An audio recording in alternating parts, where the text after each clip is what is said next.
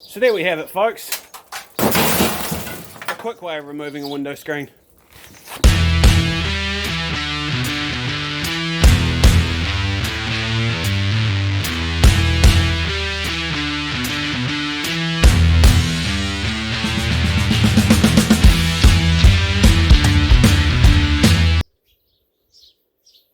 This time, we're on the driver's side of the car. Now, you may see it's already lacking a few pieces. Well, it's because I didn't really think you guys wanted to watch that. But we're not going to be finishing passenger side until we finish the driver's side. Well, started the driver's side. Why is that? Well, I want to play with this roof line. I don't think this roof line suits being a two-door. It's perfect for a four-door. You got plenty of headroom for the passengers, and you got plenty of headroom for your driver. But in this case, we're not going to have passengers, or in the rear anyway, so why give them enough roof? So we're going to be playing with this roof a bit, maybe put it on an angle or do something with it. But to be able to do that, we have to do this side first. So keep watching and we'll get on with this side instead of,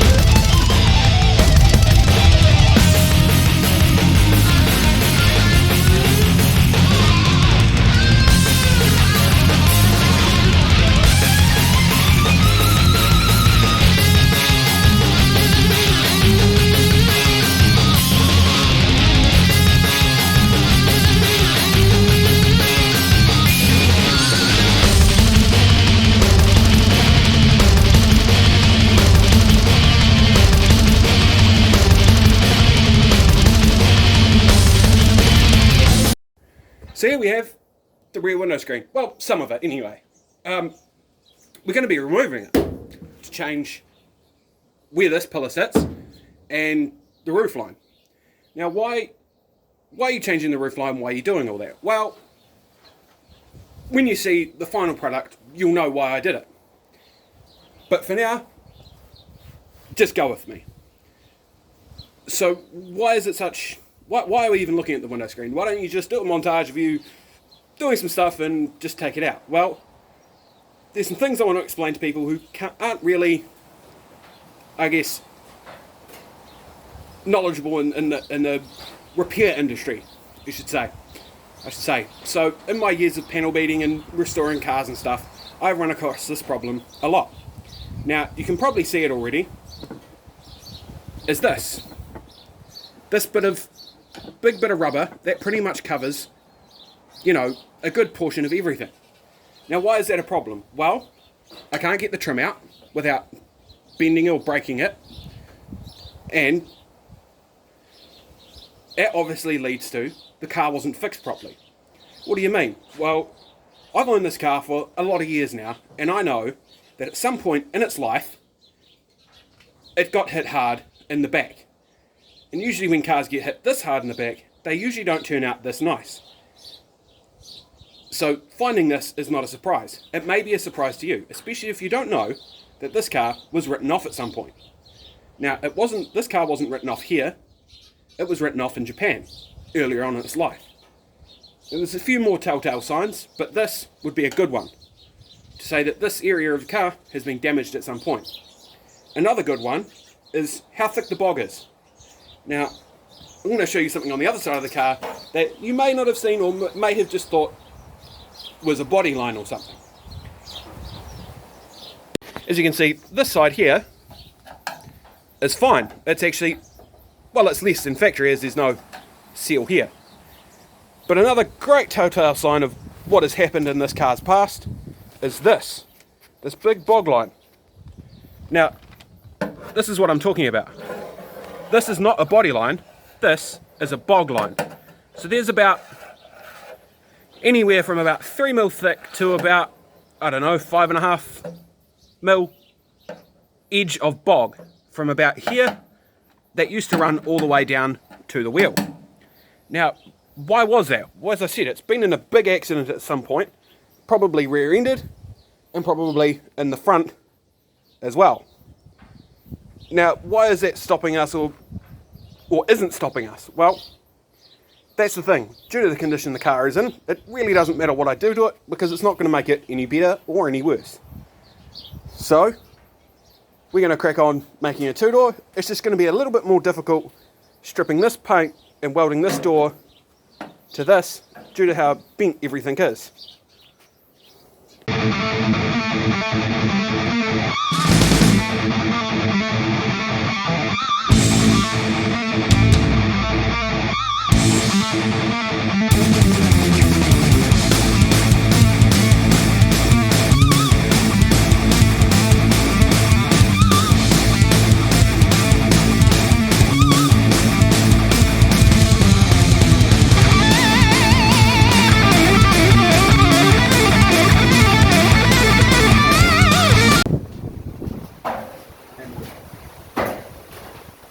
So, Sigma, yay!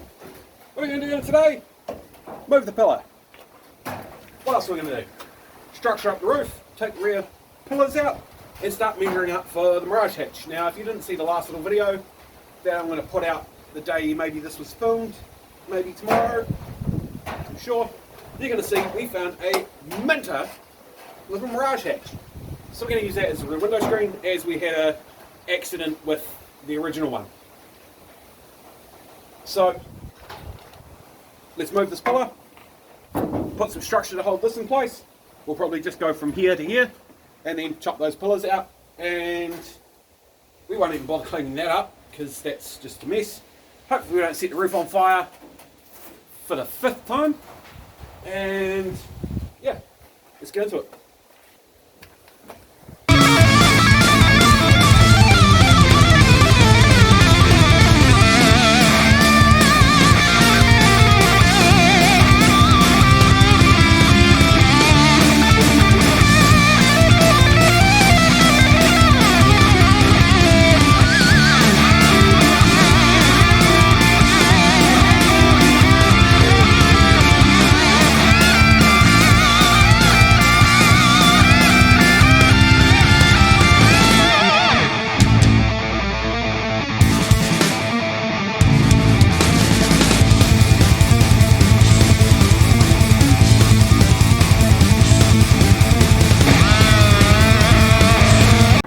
Status wiggly. So now we've got the pillar off. We're gonna, of course, well, now we've got the pillar off and the pinch weld filler panel in. Well, ready to weld in. We're gonna pull that, of course, back out, clean it up, weld it in, and then clean the rest of the sill up down here, weld it in, and pretty much the same process as the passenger side, as I've been saying. So the footage you'll be seeing pretty much on screen right now will be that side. As well, I don't really think I need to film this again. So pretty much, if you haven't seen the other episode, we'll put a link in the description to the whole playlist where we started this thing, and this coupe, and we're gonna, of course, now move into welding some supports in for the roof and getting rid of the pillars.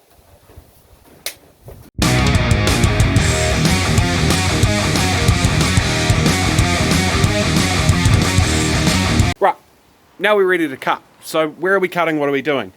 So if you're trying to replicate this, it's 340mm back from the end of the pinch weld here. So you measure from here, 340, then straight across that way. And then you cut at the bottom of the parcel tray. So if I come in, about to see in there. So you cut the bottom, the top just off the top of the parcel tray, right through to over here somewhere. So it may land about here, just above the bottom of the quarter panel, and may clip off just the top of the quarter there. Well, where it mounts to the actual pillar, not the actual quarter.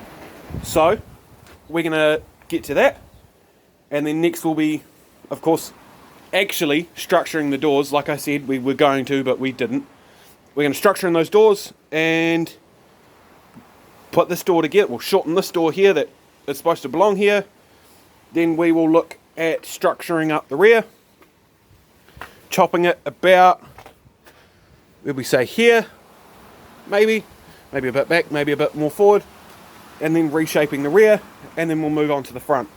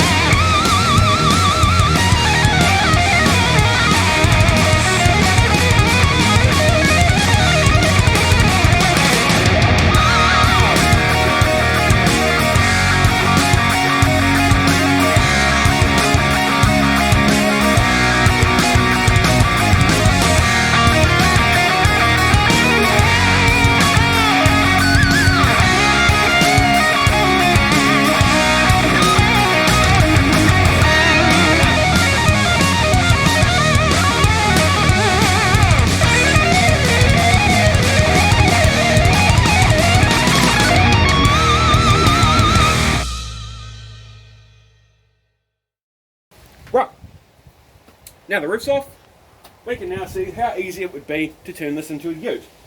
What do you mean? Well, finish a pillar, build a rear firewall, build a bit of floor, weld those door together, weld that door there on, put this door on, weld that on, clear out all the temporary structure, cut the back panel here out, and Bob's your uncle, you got a ute. Well, we're not going to do that. Of course, we're still going Coupe. So, we need to put our Mirage hatch here and figure out what needs to be done to make that fit. Now, we are going to have to build structure and fix some other structures like the centre brace in the roof. Now, unlike most cars where the centre braces run that way, this one runs this way. Hence it has a very flimsy roof. Now, we're going to of course have to make a rear structure here to hold the Mirage lid. Now, I was thinking about making it a hatch. Now, I'm still interested in your comments, but I think I just said it a little bit earlier. We may, I may ignore that and just go full rear window screen. But for now, we've got to work out on how we're going to make the structure from here back to here with that Mirage hatch in place. So, as I said, this is where we're going to call it quits today, and see you guys in the next one.